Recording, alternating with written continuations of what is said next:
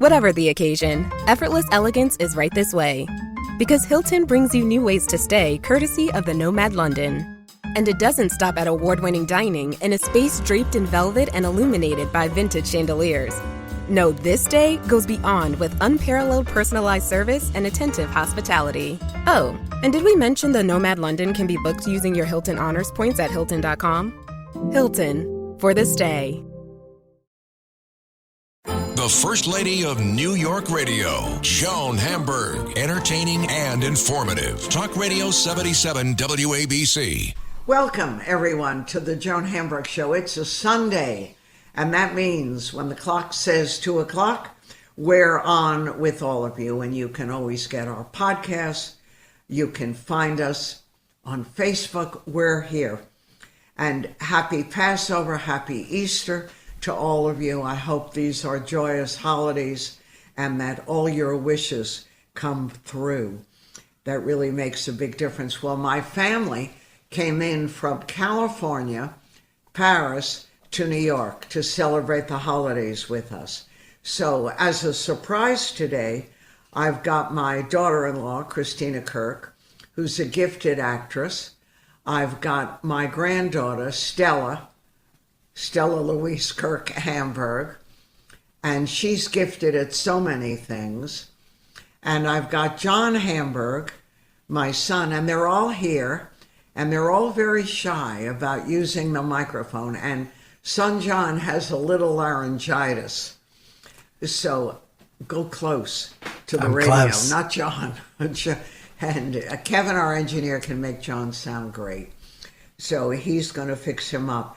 But you notice that in the New York Times, they did a travel section last week, and it was all about family travel. This is the big trend.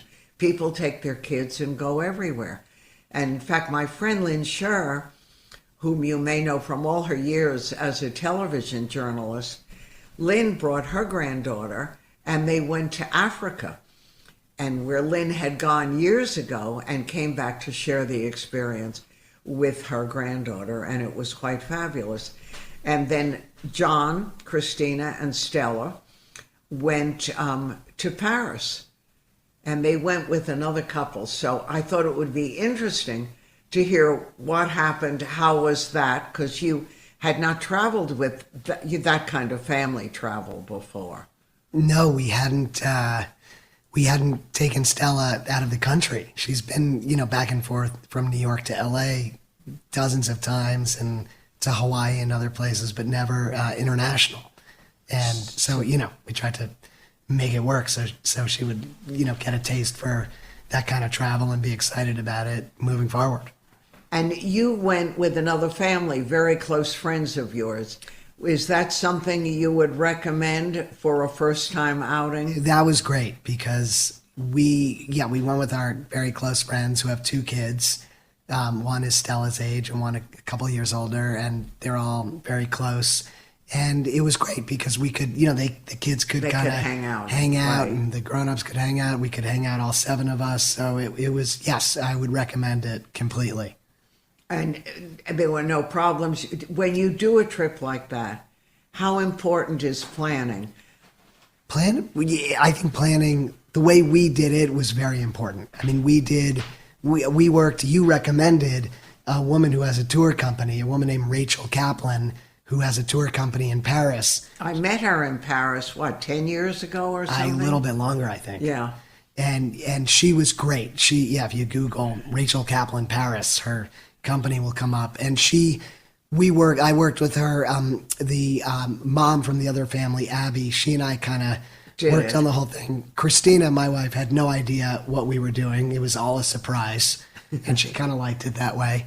But we planned, a combination of things like kind of touristy things, seeing the Louvre and going to Versailles and other things. And then some days we would just be free to wander around, which is what you want to do as well in a city like Paris. Right. But did you make restaurant reservations in advance? I've always done that in Europe because it's not easy to get into places. Well, it's really crowded. A lot of people now that, the pandemic is not over, but let's say we're living with it. Yeah. So people are traveling like crazy if they can.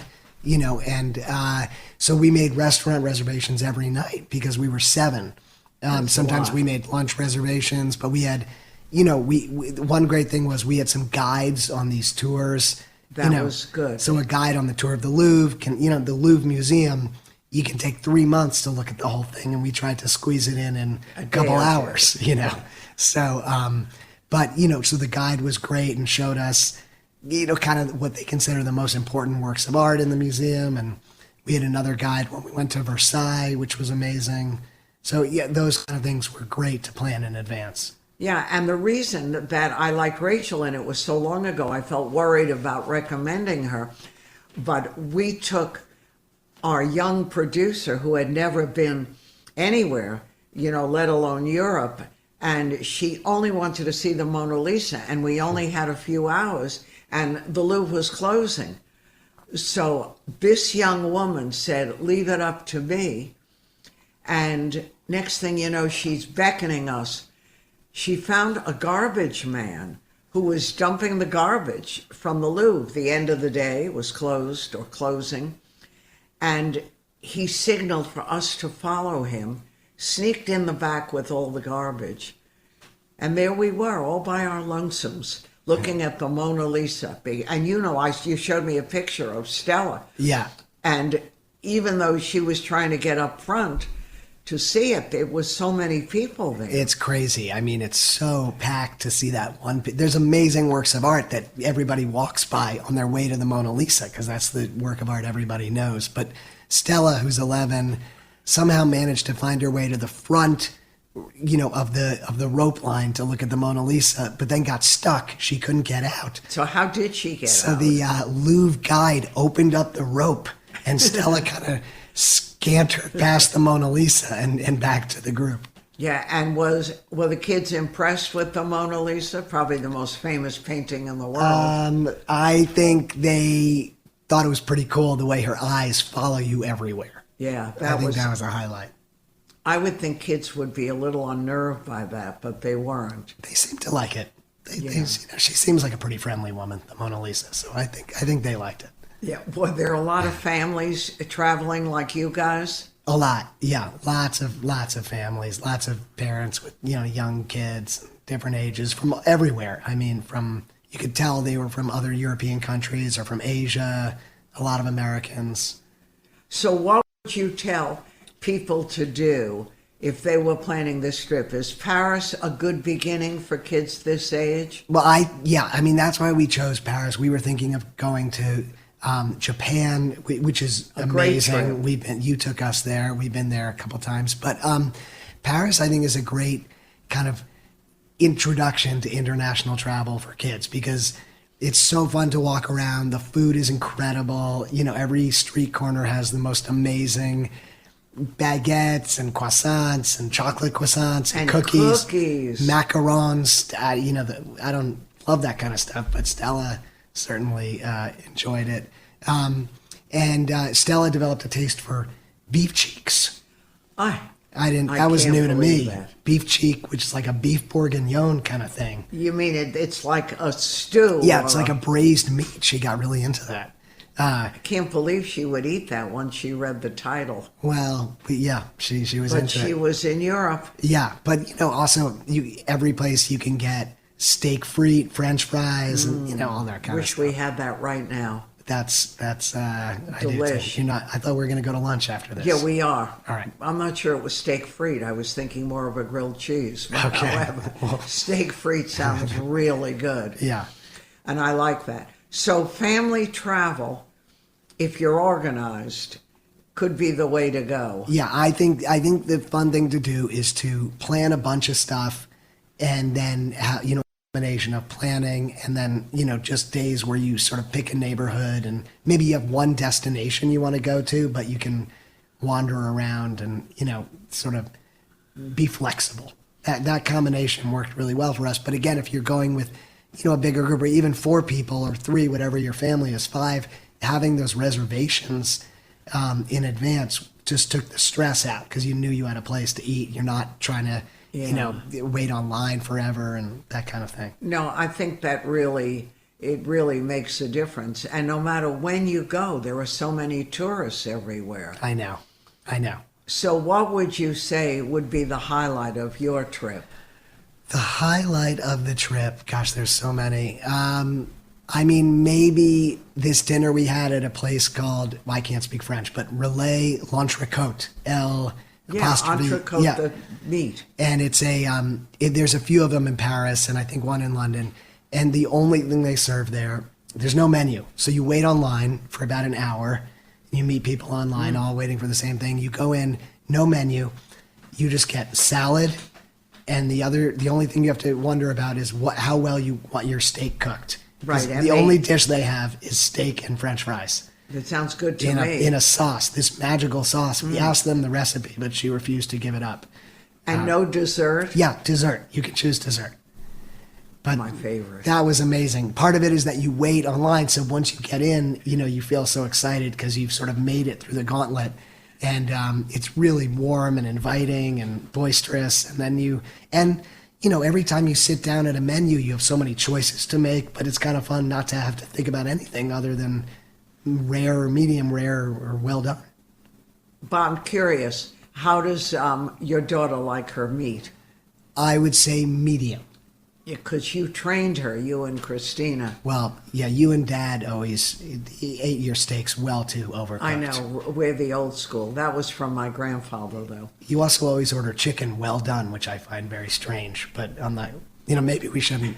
Maybe we could unpack this on this show. No, it's true, because my grandpa lived with us, and he wouldn't eat anything unless it was burned or overcooked. Yeah. So we got used to it. He loved hamburgers, but they were like little iron rocks. Yeah. Yeah, well, that's been passed along to you. You're a very good cook, but just, I do a few like extra things, minutes in the oven sometimes. I do like things overcooked. So let's switch for a minute from taking your kids to Paris, which to me would be a perfect first trip. London or Paris would be the way to go. How is the movie business? The movie business is, it's going pretty well. I mean, it's at a very interesting point because of all the streamers, Netflix and Disney Plus and Amazon, things you wouldn't have thought about, 10 years ago. Suddenly that's who are some of the biggest studios making movies and TV now. So it's changed everything. It can be in a good way, but it certainly is different. Well, Netflix, I just read, even in a recent paper, was changing some of their things that they're doing. Do you know anything about that? I think they're always evolving. I mean, Netflix has made a big change in that they have ads now. You can pay less for your subscription, but you'll have ads. So that changes it, and they're all evolving. We're at a point where it's almost like the beginning of the movie business 100 years ago, where it's so different, and it's all evolving, and the way people consume entertainment. I mean, now they're starting to go back to the movie theaters to see certain things. Right. They'll see John Wick or Top Gun Maverick or certain horror movies. Hopefully they'll go back and see comedies because that's my genre. But a lot of people are perfectly happy to just be at home on the couch and watch the new release. That's how people are watching entertainment now. Because going out to the movie theaters is a big commitment. So what's going to happen to the movie theaters? Well, they're going to cater. They're actually doing pretty well. I think people are starting to come back, but the movie theaters, the kind of dramas or movies we would go to, when we were younger, people don't go see those as often in movie theaters. They go see Marvel movies, they see animated movies, family movies. Once in a while, something like Everything Everywhere All at Once will break through. Okay. But that's kind of more rare. Yeah. So they go for big spectacle entertainment most of the time. But you know what? There's going to be a comedy that everyone's going to go see in the movie theater, and suddenly people will say, you have to see comedy in a movie theater. So it's always evolving. Yeah, but to me, I love comedy, but I don't like watching it alone. Yeah. I just feel that comedy needs a Yeah. group, because when you laugh, you like to laugh with a lot of people. I mean, yes, people, watching comedy in a big group, there's nothing better with everybody laughing communally. But, a couple of my movies have gotten discovered more on home video, or people watching them at home. They weren't big hits in the theater, like Zoolander, which we did with Ben Stiller. It wasn't really that successful in the theaters, but then over the years, people discovered it at home. It was always playing on television, and it became one of our most popular movies. So, people they might watch it with 2 or 3 people, or a lot of people, they watched it in college dorm rooms and, Right. things like that. I'm sure you get this all the time. I mean, you broke into this business very young, but how does a kid today get started? I mean, I know there's no answer. People are constantly asking me. I say, yeah, I can't answer that question. And my son gets annoyed when I ask him because it seems obvious. Well, it's not. There's no clear path. Right. It's just not like law school or medical school where there's kind of a path. It's really hard to say. You just have to find. I always tell people, you just have to.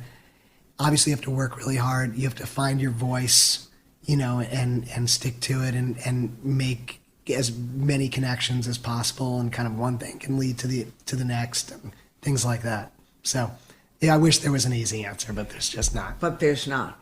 And there are still a lot of kids breaking through.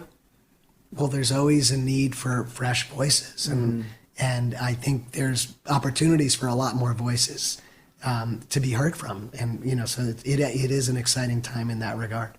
But I remember you and your cousin, who's in the movie business, would actually make movies. Handheld cameras, just crazy things.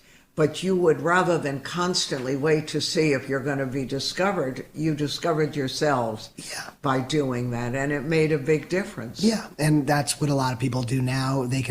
Now, it was much harder back when we were starting out to make something because we didn't have. Now you can do it on an iPhone and edit a movie on your phone and upload it to YouTube or TikTok or anything like that, and you can break through that way as well. I always think that, something that has a unique point of view can break through.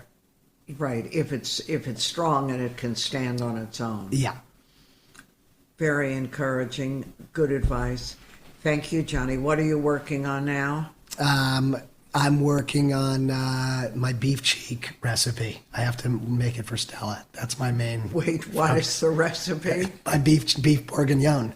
Oh, beef bourguignon. And a couple of movie projects as well. So working on a few things. Yeah, well, I have a really good recipe for that. I'll have to give it to you. Okay. It was actually in a movie about Julia Child. Oh, yeah. And it's Julie and Julia. I love and that. it's that recipe. We watched that with Stella, actually. Yeah. So try that recipe. It's so delicious. I'll have to rewatch the movie and record that scene so I can get the ingredients correctly. Yeah, it's not a hard recipe, but Okay. you have to cook it a long time. Well, that's why you're good at that, because you like to cook stuff for a long time. Well, but that is like a braise or something. Exactly. I know. It isn't like you're making a steak. No. And you guys don't eat so much meat. We grew up eating a lot of meat. You kids had a lot of meat too. Yeah, we eat everything. It was the time. Now we're into organic and healthy, and you do eat healthy, right? I think we eat pretty healthy. Yeah. Okay. Well, thank you guys. I appreciate all of you coming over. Thanks, Mom. Maybe you want to move back to New York. We'll talk about it after the show ends. All right, everyone. Thank you for sharing the Hamburg Kirk family with Christina, Stella, and John. I'm Joan Hamburg. Much more after this. The new McCrispy Strip is here. Dip approved by ketchup, tangy barbecue, honey mustard, Sprite, McFlurry, Big Mac sauce, double dipped in buffalo and ranch, more ranch, and creamy chili McCrispy Strip Dip. Now at McDonald's. Ba-da-ba-ba-ba. The First Lady of New York Radio, Joan Hamburg. Entertaining and informative. Talk Radio 77 WABC. It happened again. A young American journalist who actually was sort of starting his career with the Wall Street Journal, Evan Jeshkovich, was picked up by the Russians. And we are all across America, our government, trying to get this young man released. I want you to know more about him, and it's important that we keep his name up front and that people are aware of what's going on. So we invited one of his good friends, Simon, college buddies, to tell us a little bit about Evan. Who is he? Could such a thing be possible? And fill us in with some of the blanks. Thank you, Simon. Thank you, Joan. Go. Tell me what you No, go ahead. No, I had to go ahead. No, I'm just curious. When you were friends at college, was this something you could ever imagine this young guy would do? I mean, I could, in terms of the journalism part of it, this was something that I could definitely imagine, that he is one of the bravest. From the first day of college, I lived with him all 4 years, and he was just one of the bravest people I know. He was just so passionate about journalism and getting the story right. And with his Russian background, I think I probably could always envision him like being a part of something really important, that like reporting the news in Russia. But not being a spy. No, and those allegations are the U.S. government. Those are absurd. The charges. What he was doing was his job. I think the reason why we know about what life is like in Russia and how we know about like the war and all that stuff is because of journalism. It's because of brave people who are reporting the news, and that's what he was doing. And I think that the charges are absurd, and I got a note last night asking all of us, I mean everyone, to send him a note encouraging him, know that he isn't forgotten, that no matter where we are, who we are, how old we are, we're there, pushing the government, pushing everything to make sure that he gets released. Would you say that should be encouraged? Yes, I think that like the best thing everyone can do is they can write a letter to Evan. The folks that we've spoken to that have been in the prison that he is in have said that like that is what keeps you sane, and that is what helps you get through this, is reading the letters and having that connection with the outside world, and a reminder of like all the support you have, especially when you're alone and alone in your own thoughts. Just having that, being able to read anything, you can write him about what you did today, or what's going on in sports, or what is going on in the music scene. I think just like that connection with the outside world is just so important. And then the other thing is exactly what is why it's first I have to thank you, Joan. I think the second most, probably more important is banging pots and pans, right? Like keeping the story at the top of the headlines, because that's what really moves the needle. Right. I think it's very important. And tell me, do you, Simon, want to give the address again to all these people listening so they know, even as you said, what you had for breakfast? I mean, anything that brings reality to this awful situation. Yeah, so you can go to freegershkovich.com, free as in F-R-E-E, Gershkovich, GERSHKOVICH.com, and you can type out your letter, and then it'll be sent to somebody who will translate it into Russian, because the Russians will only deliver letters that are in Russian. And so then that's how it'll get to him. And yeah, I think I encourage people to write, like you said, and don't overthink it. Don't be like, I don't know what I would say. Say whatever. Just that's the support we can show, and remind him that journalism is not a crime. Reporting the news and telling the story is not a crime. That is like one of the most important things that you can do. And how do you guys know, Simon, that the Russians are going to deliver mail to him? Have they been good about that?